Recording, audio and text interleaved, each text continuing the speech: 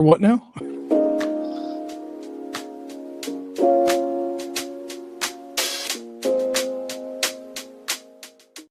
Born in the 17th century, serialized fiction became a medium for many well-known authors to publish their work.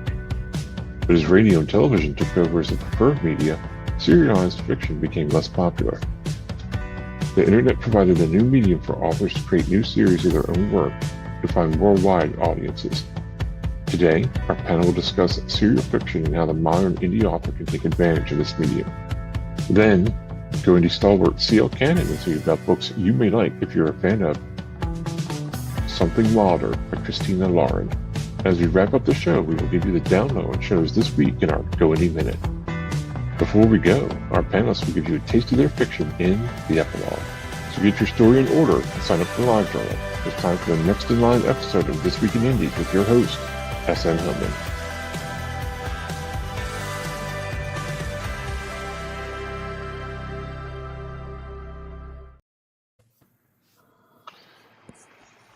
Good morning, everyone, or good afternoon, depending on where you're at.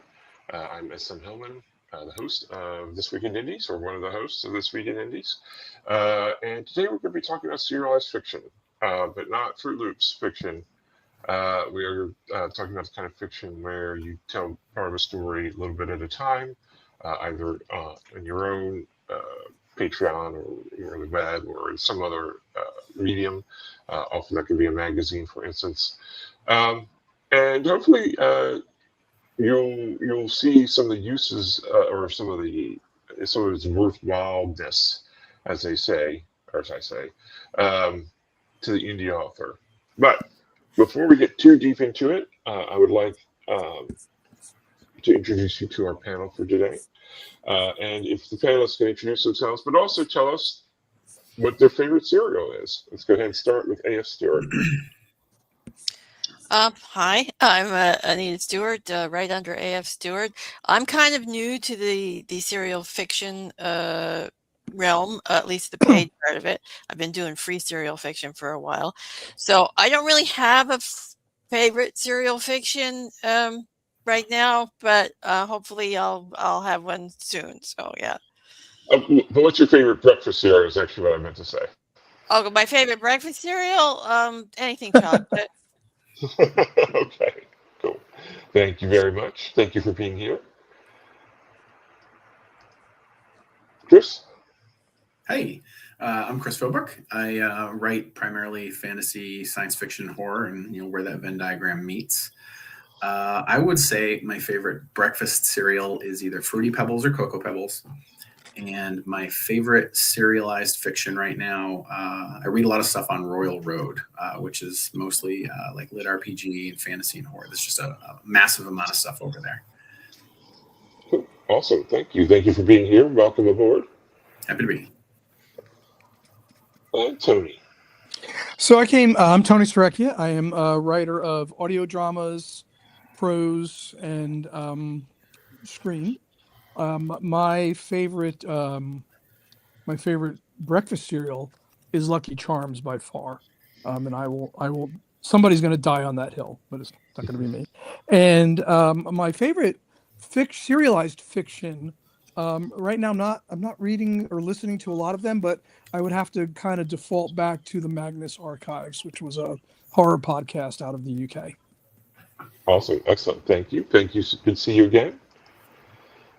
All right, so we're going to kick off things with just a little bit of how each of you define serial fiction. Anita, we'll start with you. What are some of the things about serial fiction that that draws you to it? Well, I kind of like the episodic nature of it. It's like you can read a little bit, in your spare time, and you don't have to really commit to the whole thing at once, like with a book, which is, books are nice. I love books, but you do have to have time to read a book. With serial fiction, you can just like read a little bit. Okay, you're done. Move on to the next thing. Come back next week or next month or whenever the next chapter is being put out. So I think that's what I like about it. It's in this modern age where everything's just go, go, go. It's easier to get your reading in. Is there because one of the things, and this was true for a long time, I don't know if it is now, but I would say the old days of the internet, but in the middle days of the internet, you tried to keep your articles 300 words or less, right? That's for nonfiction stuff, right? Mm. Is there a particular length of serial that works for you better than the others in terms I'm of not. each segment? I'm not sure. I think it would probably kind of depend on the story for me as to what length, because I mean, if it's a really fast-paced story, I think a longer length is easier to do because I mean, you're just going through the story quickly because it's fast-paced. If it's a little slower length, maybe you'd want a little bit of a shorter length on it. I mean, it's a slower pace, sorry.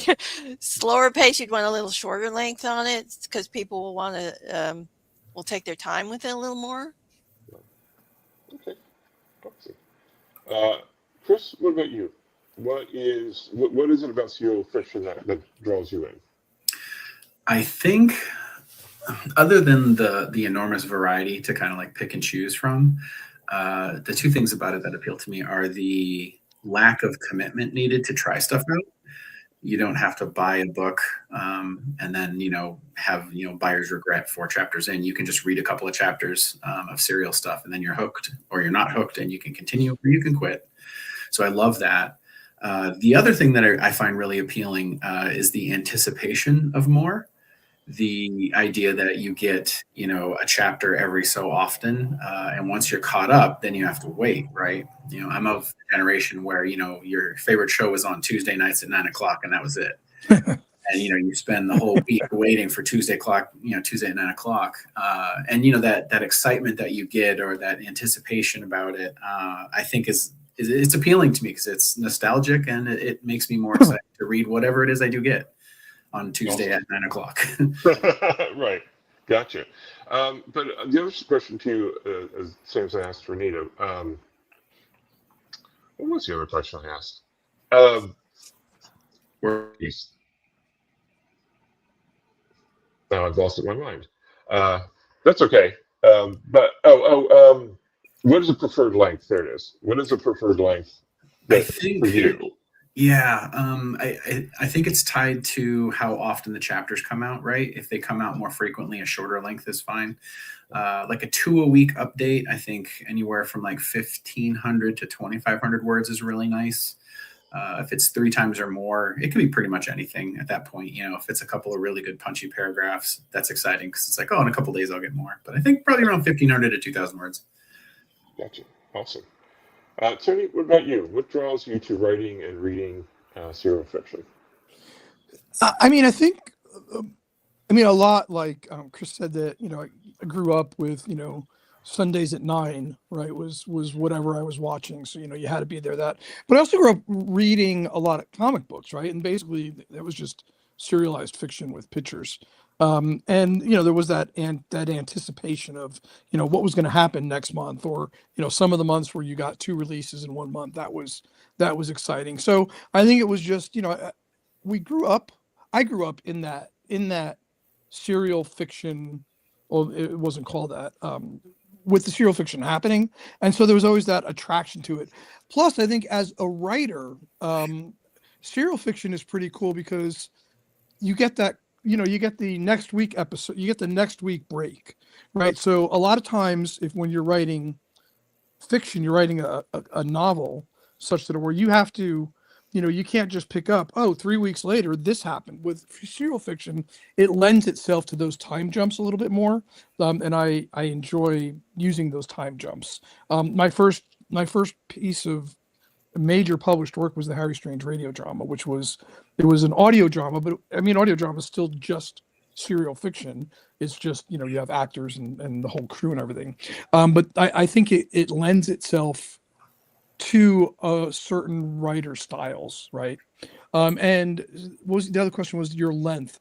So my length in The Skin Man, which actually sort of ironically was also the same length in Harry Strange, is about 4,000 to 5,000 words is what I'm going to write. And primarily because I use Pro Writing Aid, and it will, give me feedback on 4,000 words as far as all my, my grammar and all that stuff. So, that's kind of a limitation of the technology. But also, I guess I think in 4,000 to 5,000 word chapters. So that's what I like to write. That's what I like to read. And touching back on that, then how much do you put into one chapter in that regard? Is it just a single point of view or multiple points of view? Oh, Does it depend, or so with the Skin Man, it was no more than 2 points of view, because if two things were happening simultaneously in different locations.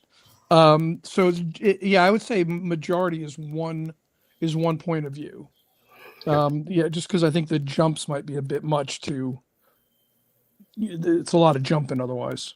right? And what about between? And I'll put this up to everybody. What about if you're reading for you're reading along, and it jump then you have episode 5 talks about one character, and then episode 6 goes to a completely different character. Does it bother you? Is that okay? Something we're used to? How do people feel about that? I mean, I write that way, so I can't really complain if somebody else is doing that, right? Right. Yeah, I mean, if it's done well and there's no confusion in the jump, then that's fine. It's all about how you execute it. I'm not so much as what you're doing, I think. Yeah, that was basically what I was going to say. I think it all boils down to how you do the transition, and does it pull you completely away from the core story? Because if you go too tangential, you'll lose people. Gotcha. Okay. Let's get a few comments here. We have Stefan saying hello, everyone. Hey, Stefan. Asking use AO3 or Inkit. Does anybody use AO3 or Inkit? I used to be on Inkit, but the platform kind of went AI forward, so I left. Gotcha. Vanessa saying hello. Hello, Vanessa. Your mic is a little unclear. I will work on that as we go.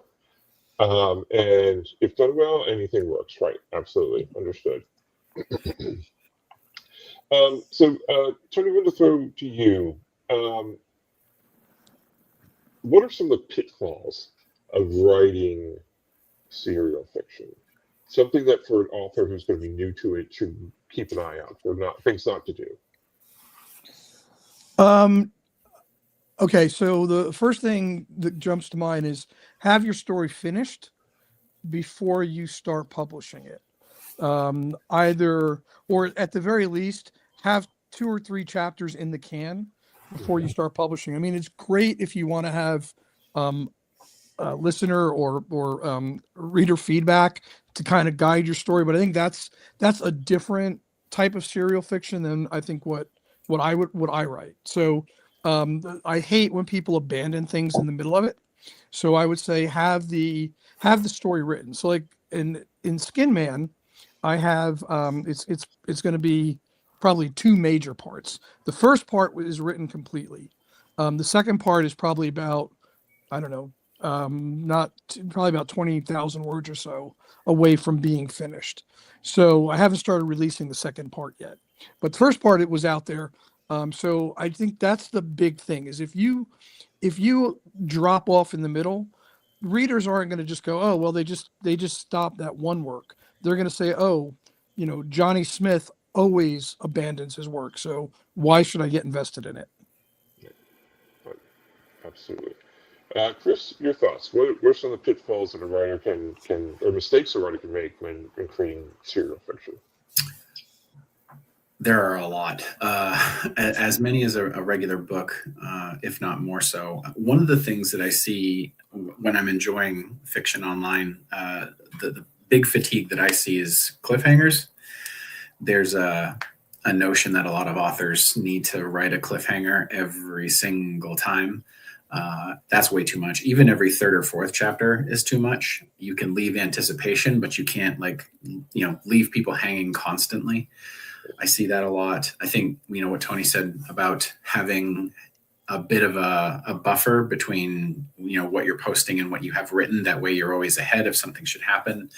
When I'm writing, I kind of look at like a 2-week buffer, not necessarily a word count, but I space out my posts twice a week, sometimes 3 times a week, and I always make sure that I have 2 weeks out. That way, if I can't write for one reason or another, or if I fall behind, I have some breathing space. I think I'm incapable of finishing something before posting it, but I can definitely have that buffer zone. And I think like the perspectives jumping around too much can be tough. But again, if it's done in a cohesive way and it makes sense, then it's fine. But I would say the cliffhanger thing is the biggest mistake that I see people making. Okay, awesome. Anita? I have to echo the guys with having a buffer and having it written beforehand, because I did a serial over on Ko-fi, and I was writing as I was posting, like writing as you go. It was a nightmare to do it that way, so I would not recommend doing it. Have some kind of a buffer, have some chapters ready to go well in advance, or even the whole book or whatever you're doing, before you start posting, because it is much easier to do it that way than to write as you're going. Gotcha. I'm going to throw this out there to everyone. What? So we'll start with this. What stories do you think work best in a serial fiction? Obviously, we have comic books as an example of a sort of serial fiction. But what other stories do we think it might be you think works best, or just works better for you? Anything tense, I think, is exciting. Tied into my cliffhanger comment, I think being able to have tension going constantly. I think slow burn or cozy stuff might be a little bit less appealing to people to follow, but maybe that's just my personal taste. Yeah, I think action-oriented stuff is probably, like I'm planning a sort of a steampunk, a sort of a steampunk version of Around the World in 80 Days, with a lot of action and flying and airships and things for one of my serial novels. So stuff like that I think that's good for serial stuff. And I think audio dramas are great serialized. They're they're really well suited to it. So yeah. Sonny, your thoughts? Yeah, I mean, I think that's more of a writer-centric question, right? Because if I write, I mean, I think if I write romance, which is so far from what I usually write, but I mean, I think if that's where my brain filter is, I can make that work as a serial fiction. I think if we look at major media, I mean, soap operas have been running for a million years, it seems like, right? And they started out on radio, moved to TV, and there's tie-in novels to soaps as well. So I think anything that the writer can make interesting over a serial, in the serial format, is a valid topic or a valid subject to write about. What about points of view? Does it, or I should say, things that are character-centric versus those that are plot-centric? Do you think one works better than the other? Honestly, I think that depends on the story and the writer. I mean, some writers could make anything work probably as a serial fiction. Some people might be more comfortable doing first person as opposed to third person as a serial fiction. So I think it just comes down to skill and preference.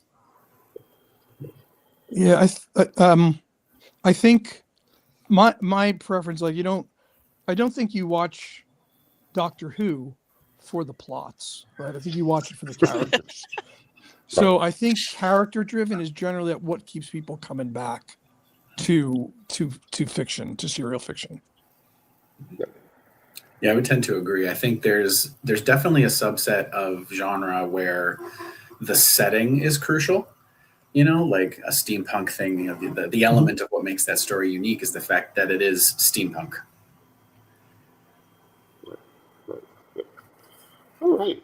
We have a question from Vanessa in the audience. Since I'm just a little late, Please ignore if this has been answered. Is serialization a good idea for a novel that's already complete? We sort of answered that. If so, what accommodations needed to be made to be serialized? Actually, I think that's a good question. If you already have a novel, how would you, could you just break the chapters up, or do you have to fine tune a little bit more for serialization? Go ahead. Sorry. Well, I was going to say with my novels, I don't really think I'm going to have to fine tune anything with it because most of my chapters are around 1,500 to 2,000 words. So they're just ideal for serializing. And couple of my novels are, I think, ideal for being serialized because of the nature of what they are and the storyline.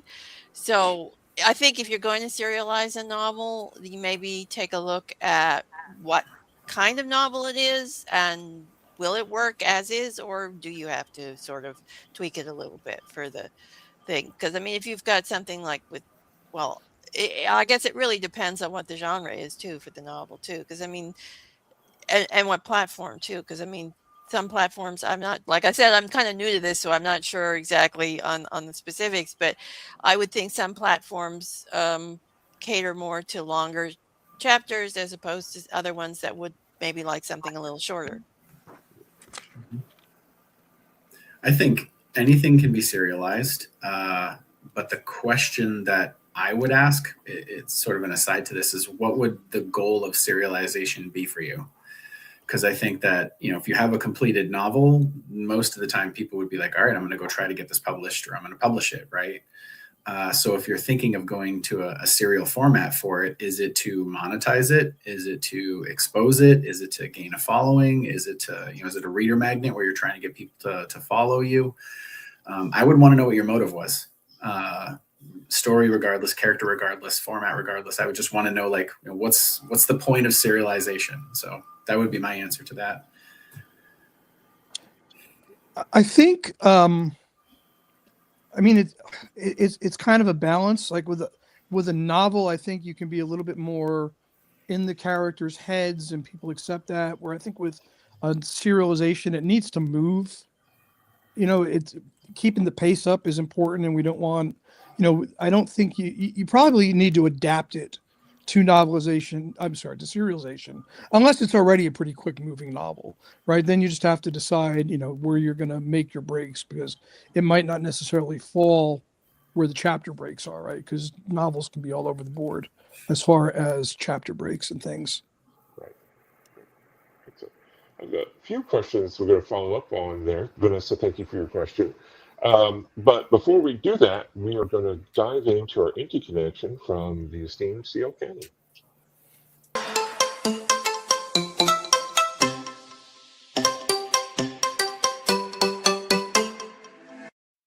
Hey guys, C.L. Cannon here from Fiction Atlas Press, bringing you another Indie Connection. And today I'd like to tell you about some indie books that you might enjoy if you're a fan of Something Wilder by Christina Lauren. The first book I have for you is called The Last Chance Road Trip by Sarah Jane Woodley. This weekend should have never happened. I didn't ask for Ethan Holmes to suddenly reappear in my life after breaking my heart. He was my childhood friend, my first love, and I never wanted to see him again. Then his beloved Pops dies, and his last request? That the two of us go on a final weekend-long treasure hunt around Mirror Valley to revisit our childhood haunts. I thought it'd be easy to keep my distance from Ethan, until I end up stuck in a car with the only man I've ever loved. The second book I have for you is called The Summer of Chasing Dreams by Holly Martin.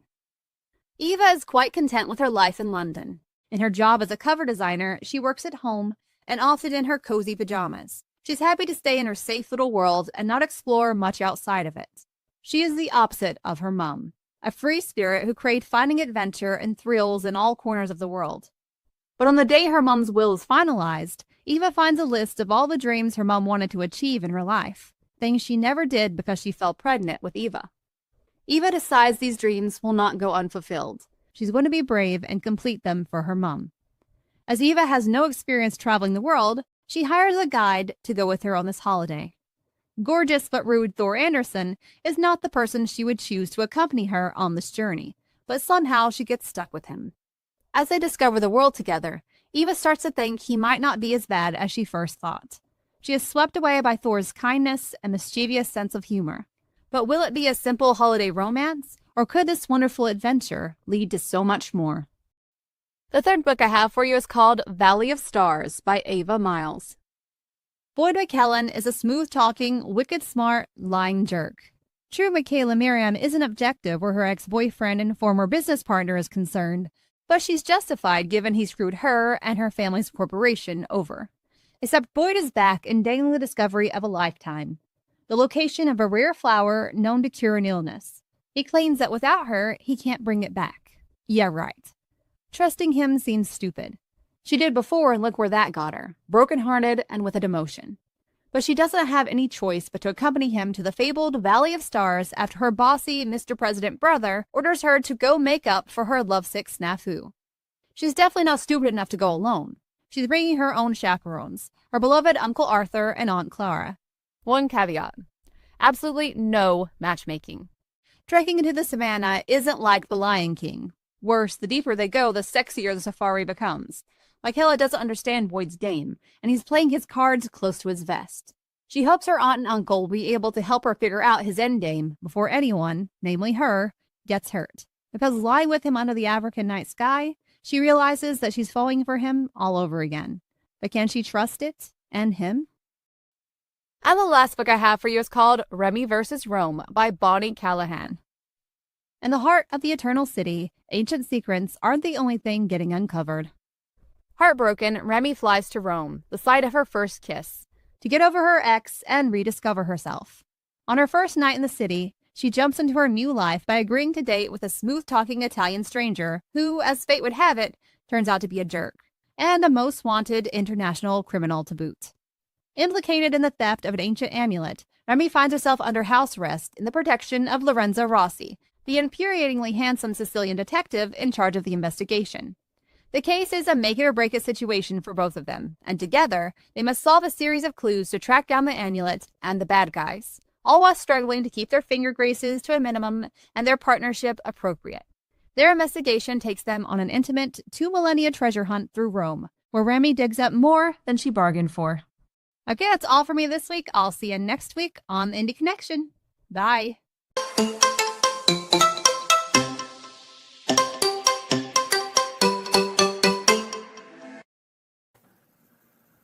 Thank you, CL, for always bringing those to us. We definitely appreciate it. I want to sort of, because I was thinking the same things, go back to something Kristen mentioned, using serial as a reader magnet. If you're starting out as a writer, a lot of times, people suggest using a short story as a reader magnet, but a serialized fiction as a reader magnet. How long should that be? How effective do we think that would be in grabbing? Obviously, the writing has to be good, but in grabbing the attention of readers. Well, I think we're talking about the broad strokes idea of discoverability, right? Because no matter how good you are as a writer, you are only going to be as successful as you are in getting it in front of people to read it. In that regard, when you're talking about serials, I would imagine it's longevity, right? The longer you're posting regularly, the more content you have, the more updates that might show up on a feed somewhere, the more chatter that can start. And I don't know if there's a number out there. I haven't done research on it, but I would come back to the idea that just, the content is king, and having it up as long as possible and potentially in several places at the same time. That way you're appealing to, different user bases, Coffee, Royal Road, Web Fiction, Wattpad, like all of those different places like that. If you're looking to build an audience, you got to go out and find them. Absolutely. Tony or Anita? Well, I think it probably would work well, especially like if you were doing it on your website, like a weekly thing on the website or on your Patreon. It really works well on a Patreon, for instance, and can be an excellent an excellent tier for your Patreon, something like that, and for coffee, however you pronounce that, as well. So, yeah. Ko-Fi I, is how I I like to pronounce it. Ko-Fi is Otis. I think so. I think a central location is best. I not to disagree with you, but I did the first serial on Patreon, and I was also promoted. So I was promoting Patreon and my regular website together, and I think that ended up diluting where people were going to find my stuff. So I think a central location, like if part two, which is written to be a serial, but I don't know if it will be a serial or just a full release. If I do it as a serial, though, it'll be on my Substack. So I think it's important that if you have multiple streams, just know that you might be diluting one or the other. You can't promote all streams equally, right? So I think that's something to keep in mind. Do we always think? I mean, obviously, if there's, I don't know, that anybody's getting rich off that kind of thing, but do we think, or you as readers, do you pay to read somebody's stories? I follow a few people on Patreon that I definitely send money to. A, to Yeah. support them as people, as creators, and B, because it's nice to get a sneak peek. Yeah, there's a couple I follow on Patreon and on Audible, or not Audible, but Spotify. Gotcha. Okay. Yeah, I follow a few people on Patreon. Something else I wanted to follow up on, actually, comment from this. I want to use serialization to grow my audience. Yeah, absolutely. Any writing we do is supposed to be, or should be doing that. If you have a novel already, breaking that up, something that's published already, turning that into a serial, what's the advantage of that? I don't know that there really is if it's already published and out there. I think the value, if you have something already out there, is you should probably go to audio, make it some kind of audio component, either adapt it for audio drama or have it as an audio book. I talked to a couple of folks who had their novels out, and they said their sales increased crazy after they released the audio component of it. So I don't know necessarily that serialization is, I mean, because I mean, just from my point of view, it'd be like, well, I'll just buy the book, right? Why would I go to if the whole story's out there, I'm buying the DVD. I'm not going to watch it every week. Right. Yeah, well, in my case, I'm using Letterpress for my entry into serialization, and putting up my published novels up there actually gives me a kind of a back catalog. So when people subscribe, they get all of this stuff, and it makes it a little more attractive. At least I think it will. I hope it will, for people to subscribe and get the new stuff as well. So it's like I'm putting up not all of my back catalog, but I'm putting up a few choice novels to get a nice little reason for people to subscribe. So Content is king. exactly. Right. Absolutely. Another question from Vanessa. For me, I have some books that are done or mostly done, but I'm not necessarily ready to continue writing about, i.e. a series of novels, but wouldn't mind getting them out there. So I'm considering serializing them, finished stories not unfinished, to expand readership generally. Is that an idea? Yeah, it's absolutely viable. Yeah, I actually have spoken to author Bobby Nash, and he will write he'll have the intention of writing a full novel, but he'll release it as novellas throughout the year so that he's still staying in front of people. So I imagine with serial novel, it'd be or doing a serialized is basically the same thing, right? You're keeping your stories out there in front of people. Right. So I think that's an interesting point too. Going the other direction, turning your serial into a novel. Is there anything really kind of going backwards from your question previously? Is there anything you in particular you have to do for that serial to turn it into a novel, or does that really depend on how you've written it in the first place? Yeah. Well, I just released the Skin Man as a novel, as the part one is now out as a novella. It's like 170 pages or something. I didn't edit anything. I mean, I basically just took all the episodes, all the chapters, and put it together. So I'll get back with you in a couple weeks and let you know. Sounds good. We need follow up. Yes, right. Recaps. Yeah. There is a pattern of serialized fiction where if there's a gap between entries, there's a frequent recap moment where you'll have two characters talk about the thing that just happened to make sure that the reader is caught up in case they didn't refresh themselves, or frankly just a recap, just like a paragraph or two of some kind of exposition. And I think when a person has to wait 2 or 3 days to get an update, you want to be able to refresh their mind because they can always skip over it. But when it's in novel format or even worse, audiobook format, constantly getting a recap, like even every 3 or 4 chapters is going to be a lot of dead, words that are, you're just repeating yourself. And B, it's not moving the story forward at all. It's backing up and then moving forward and then backing up. So having taken stuff that was serialized and then turning it into a novel several times, that's the thing that I like. Okay, first of all, we got to remove this, and then you can deal with all the other stuff. Yeah. Yep. Yeah, I mean, I haven't done it, so I can't really speak to it too much, but I would assume that one would have to go over it, edit it, make it flow smoothly and as a novel as opposed, because like you said, there's some recaps, there's probably other things with serialized fiction that you'd have to edit out or make maybe a little smoother in the transition when you're doing a novel. So I just had a thought or ask questions. The process, what we usually go through is we write the thing, we send it to readers, we send it to an editor, we rewrite the thing. Is that process the same for serialized fiction, or if you got if you're doing 3 chapters at a time, do you kick those 3 to the editor, get them back, work on the others, and then release? Or is this a place where you really need to get a lot of it done before sending it off to an editor or beta readers or anything like that? I don't send anything to an editor until I have an encapsulated draft, like it's not even a first draft, it's more like a second or third draft, because stuff can change in those initial revisits, especially if your serialized fiction is posted in a way that people can comment on it. Because a lot of times they'll ask a question or pose a theory and it's like, ooh, that's a great idea. I missed that. Or, that's a thing that I missed, or my continuity is off.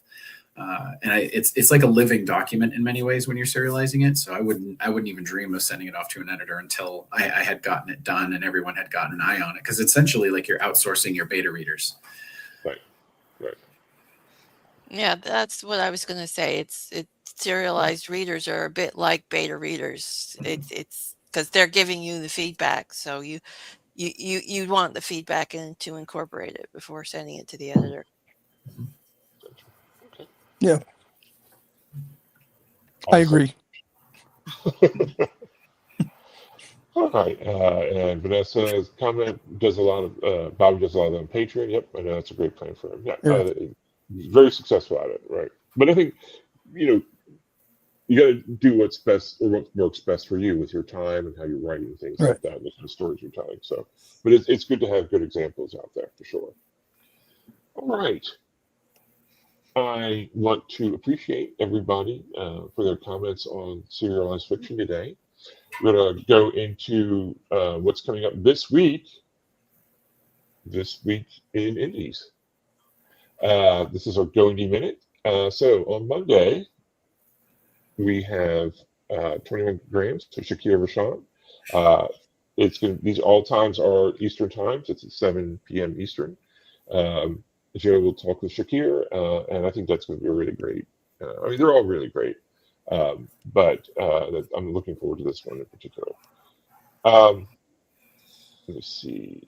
At 8 o'clock, we have Cryptid Capture Corps is back. If you're a fan of Cryptid Capture Corps, which I know everyone is. The Case of the Balding Dog Man. If you don't know, Hit the Dice is our monthly RPG actual play where we play indie RPGs. We've gotten to sort of a rhythm with Bob Magoo's Cryptid Capture Corps. We're continuing that into 2026. with Jessica Nettles as your GM, as the central command, and Tiffany Vega, James P. Nettles, S.G. Tosh, and Misty Massey will be your players. So the core group is definitely back. Alrighty. On Wednesday, we have Behind the Scenes with Vilpa Max. Joe will speak to Alejandro Vilpa. I hope I pronounced that correctly. Alejandro.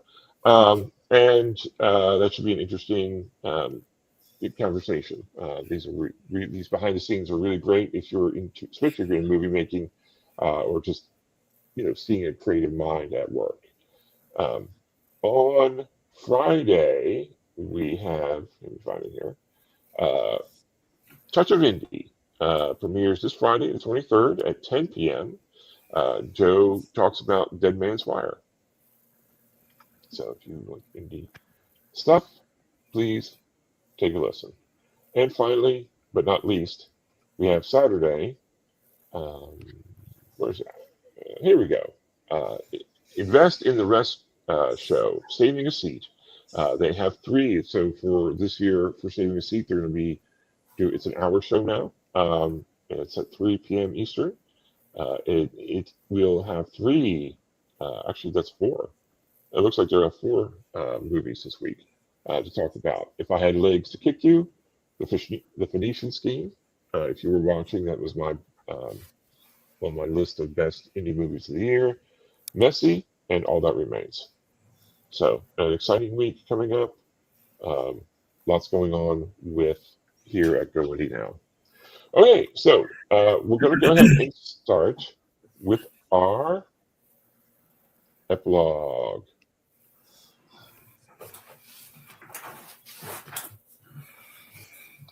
And we're going to start off with Anita. If you're okay with that, Anita. Yeah, that's fine. So we'll go ahead and highlight Anita. And what book are you reading from, and what is it that you're reading?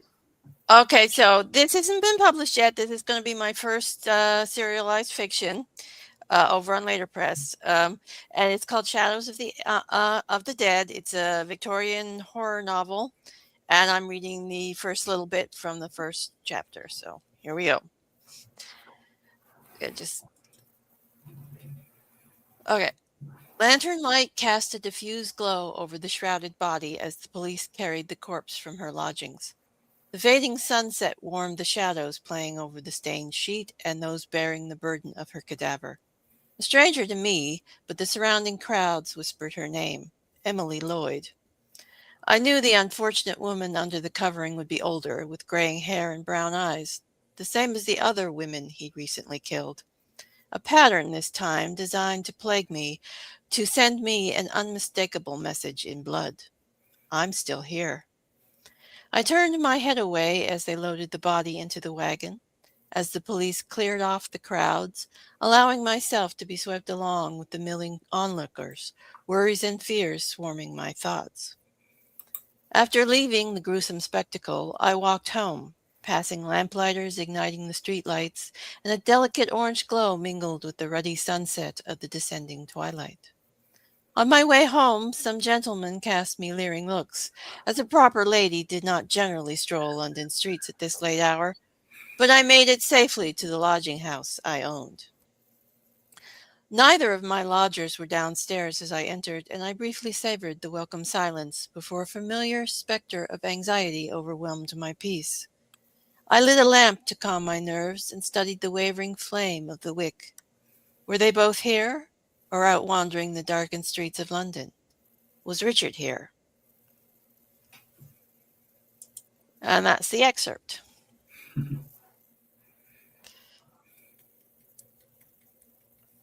You're muted, Sean. Let me try that again. That was very good. I really like that. I'm excited to read the rest of that. So thank you for showing that. Yeah, that's the book that has my strange love triangle. In case anyone's ever been following my stuff. So.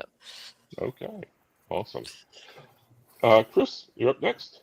Hey, what do you got I just wanted to read a little bit from my new release, An Undead Glitch. It's a lit RPG book, so it's a story that takes place inside of a game. and the main character is playing in a virtual reality simulation where he's trying to survive a zombie apocalypse. And how he does in the game will determine how things go, because it's televised and maybe he'll get famous and stuff like that. So there's a point where he and a guy that he met in the game are attempting to clear out a building called Royal Jester Party Supplies, and they have a quest to defeat the manager of the business. And I'm going to read from chapter 20, which is the part where they confront this guy. It says, "The hallway ended in a single, much fancier door. So fancy, in fact, I stopped to admire it.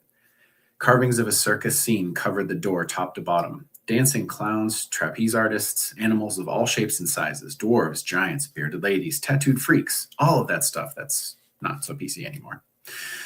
And over it all, looming with a rictus, creepy smile, was the ringleader, complete with a top hat and coattails. 'This is it,' Declan said, 'guaranteed.' I took a deep breath, nodded, and rapped my knuckles on the door. I waited. I snapped backwards when a heavy weight impacted the door from the inside. The entire frame rattled, and the wood cracked down the middle. 'What the hell was that?' I barked in surprise. 'A bull?' 'No such thing as a free lunch,' Declan said, backing up with his knife. I joined him, putting space between myself and the door as something busted against it from the inside. Another crack appeared beside the first, revealing the lighter heart of the wood. 'I'm going to tackle it,' I said, feeling crazy as shit. 'You're what? How?' 'Trust me,' I said, as the door slammed again, adding another crack while spreading the first two. 'I'm going to trip it or take its legs out, and whatever's coming is going to go down the long way, and you need to shank the piss out of it when it lands. Got it?' 'Yeah,' he said, but his confidence wasn't good. I looked at him. 'To be clear, I'm going to rush it and take the legs out as it charges,' I said, making strong eye contact. 'It should topple straight down the way. You stand near where the head is going, and when it hits, you're going to take that knife and drive it into the shoulders and neck while I get free to help. Kill the brain or break the spine.' 'What if it doesn't fall?' 'It'll fall,' I assured him. He backed up, resolved, and I went to the side of the hall about 3 feet from the doorway. I had no more than put my back to the wall when the circus scene door exploded out in a shower of splinters and toothpicks, making me put an arm up to shield my eyes. That's it. Awesome. Excellent. Thank you. Thanks for sharing that with Thank you. us. And Tony. All right, so I am going to be doing chapter 2 from The Skin Man. The Skin Man is a techno horror zombie type story, so it runs in 2 timelines. We have 2 years after and from the very beginning. And chapter 2 introduces us to one of the POV characters, and it also starts pretty much at the beginning of the zombie apocalypse. So chapter 2, Circuit Breaker, part 1, The Spark. Stephen always thought the apocalypse would be cooler. If it had to happen, he figured there'd be flare, a rogue AI meltdown, a super volcano, maybe laser-eyed dolphins rocketing from the melting caps. Instead, it began with a cough, wet and ranking, echoing through the HVAC like a dying trombone. Then a scream, sharp, sudden, like a horror movie jump scare. It was 3:42 p.m. on Friday. Stephen, 6 feet of hoodie, sarcasm, and sleep debt, was hunched over a folding table on the 8th floor of Auburn Tower, a 12th-story glass and concrete box just off Peachtree and 10th. His desk looked like a crash-landed Radio Shack, soldered wires, circuit boards, near-dead Monster Zero, and a battered Roomba chassis. If not for the photo of his wife and daughter clipped to the monitor, you might have guessed it belonged to a broke Tony Stark. At the center sat his pride and joy, a Raspberry Pi 4 with a cooling fan mod, labeled in Sharpie, GLaDOS Jr. Across from him lounged Nolan, a marketing analyst with high fashion dreams and no visible responsibilities. He scrolled aimlessly through his phone, Red Bull in hand, shirt both designer and offensively unbuttoned for a corporate setting. Steve tapped a few keys. Behold, the future of surveillance, domestic assistance, and mild emotional trauma. The Roomba buzzed to life. It rolled forward, duct tape shell wobbling slightly. A GoPro mounted like a single judgmental eye. It scanned the room, beat twice, and then locked on to Nolan. "Hey, bro," it said in a flat voice. "Nice shirt. Did you get dressed in the dark?" Nolan choked. "You programmed sarcasm?" Stephen grinned. Didn't need to. I scraped Reddit for sarcasm, filtered it through Stack Overflow, and taught it to roast anyone with a trust fund. You built a trolling vacuum. I call it Snarkbot Prime. The lights flickered. Power surge? Nolan asked. Overhead, the fluorescents dimmed, buzzing as if they were giving up. Then, beep, beep, beep. The fire alarm sounded. A voice cracked through the PA. All employees, please walk carefully to the nearest exits. The system cut with a pop. Another scream pierced the floor, raw and terrified. Then the sound of something heavy slamming into the drywall. Stephen's phone buzzed. CDC alert. Shelter in place. Midtown Atlanta outbreak confirmed. Live. MARTA service suspended. All trains stopped at the perimeter checkpoints. Breaking. Mass casualties reported at Emory Hospital. Group chat. Yo, anyone else see Janice bite Phil in the stairwell? WTF. Stephen slowly looked up. I don't think this is a drill.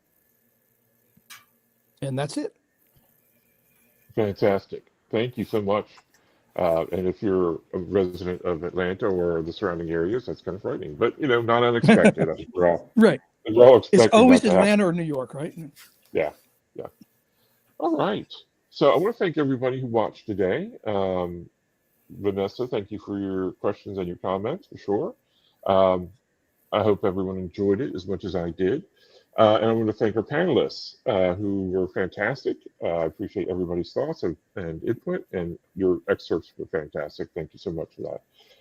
Tony, go ahead and tell the people where they can find you on the internet. I am Tony the Scribe on all the socials except for Twitter. I'm not on Twitter. And I am at tonyserecchia.com for all my works. Awesome. Thank you. Thank you for being here today. I really appreciate it. Thank you. Sorry for the late joining. No problem. No problem at all. Chris? My main website is thechrisphillbrook.com because that was the closest thing that was available at the time. And you can just drop my name into Google and it'll bring up 30 different links. Amazon, Barnes & Noble, wherever you want to put my name in is where I'll show up. So awesome. Thank you. Thanks for your excerpt and thanks for joining us today. Really appreciate it. Got to be here. And Anita. Well, you can find me at afstewart.ca. All the books, all the socials, everything is on the website. So yeah. Awesome. Thank you so much. Thanks for being here as always. All right. I'm S.M. Hillman. I am your occasional every other week host for This Week in Indies. Also, I do Hit the Dice. I'll be producing tomorrow night. I will not be playing or GMing. And once we get Hack the Dice going, I'll be GMing that. That'll be our weekly 12 weeks of actual play for the multi-board or multi-blurry, as you may pronounce it, game. And also do Zero Means You're Dead, which we did just have our January ZMYD, and we'll be hitting again in February. So hopefully you can check those out. Check out all the content here, like and subscribe, because it is always time. Hold on. Yeah, there we go. It's always time to go indie now. Thanks, everyone.